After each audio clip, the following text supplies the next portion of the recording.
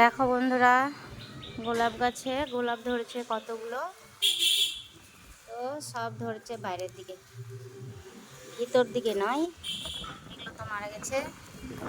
আর এই যে দেখো, একটা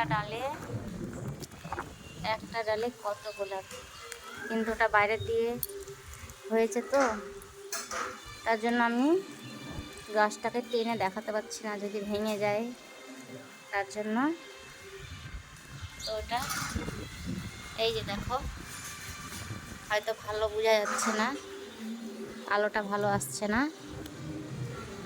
আর এটা জবা গাছে একটা কড়ি আছে, আর এই গাছটায় এই যে ফুল।